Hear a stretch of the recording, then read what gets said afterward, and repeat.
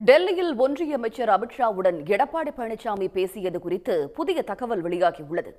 நீக்கப்பட்டவர்களை கட்சியில் மீண்டும் சேர்க்க மறுப்பு தெரிவித்த பழனிசாமி அவர்களை கூட்டணியில் சேர்க்க இசைவு தெரிவித்திருப்பதாக கூறப்படுகிறது. அதிமுக ஒருங்கிணைப்பு பணிகளை தொடங்க செங்கோட்டையன் விடுத்த கெடு நிறைவடைந்த நிலையில் அதிமுக பொதுச் செயலாளர் எடப்பாடி பழனிசாமி ஒன்றிய உள்துறை அமைச்சர் அமித்ஷாவை சந்தித்து ஆலோசனை நடத்தியது அரசியல் களத்தில் பேசுபொருளானது. இந்த நிலையில் அமித்ஷா மற்றும் பழனிசாமி இடையிலான சந்திப்பு தொடர்பாக புதிய தகவல்கள் வெளியாகி உள்ளன.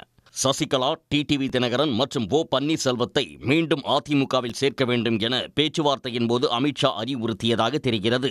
2021 சட்டமன்ற தேர்தலில் டிடிவி தினகரனின் அமமுக தனித்து போட்டியிட்டதால் அதிமுக பாஜக கூட்டணி 23 தொகுதிகளை இழந்துள்ளதாக சுட்டிக்காட்டி 2026 தேர்தலில் அனைவரும் ஒன்றிணைந்தால் மட்டுமே வெற்றி பெற முடியும் என அமித்ஷா கூறியதாக தகவல்கள் தெரிவிக்கின்றன.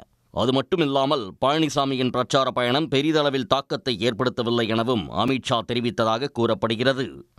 இது ஒரு பக்கம் இருக்க, கட்சியிலிருந்து நீக்கப்பட்டவர்களை மீண்டும் சேர்ப்பதற்கு மறுப்பு தெரிவித்த பழனிசாமி அவர்களை தேசிய ஜனநாயக கூட்டணியில் சேர்த்துக் கொள்ள மட்டும் இசைவு தெரிவித்ததாக சொல்லப்படுகிறது. நீக்கப்பட்டவர்களை மீண்டும் சேர்த்தால் கட்சியில் கோஷ்டிகள் உருவாகி குழப்பம் ஏற்படும் எனவும் பழனிசாமி வினவியுள்ளார். அது மட்டுமில்லாமல் முதலமைச்சர் வேட்பாளராகவே தன்னை ஏற்காதவர்களை எப்படி கட்சியில் சேர்க்க முடியும் எனவும் பழனிசாமி காட்டமாக கேள்வி எழுப்பியுள்ளார். அதிமுகவில் போர்க்கொடி தூக்குபவர்களை பாஜக ஆதரிக்கக்கூடாது என வலியுறுத்தியதாகவும் தகவல்கள் வெளியாகியுள்ளது. பேச்சுவார்த்தையில் உடன்பாடு எட்டப்படாததால் அடுத்த மாதம் மீண்டும் அமித்ஷாவை சந்தித்து பழனிசாமி பேச்சுவார்த்தை நடத்த உள்ளதாக சொல்லப்படுகிறது. இதனிடையே டிடிவி தினகரன் மற்றும் ஓ பன்னீர்செல்வத்திடம் பேச்சுவார்த்தை நடத்த பாஜக தலைமை திட்டமிட்டுள்ளதாகவும் தெரிகிறது. உடனுக்குடன் செய்திகளை தெரிந்து கொள்ள சன் நியூஸ் பெல் ஐகானை கிளிக் பண்ணுங்க.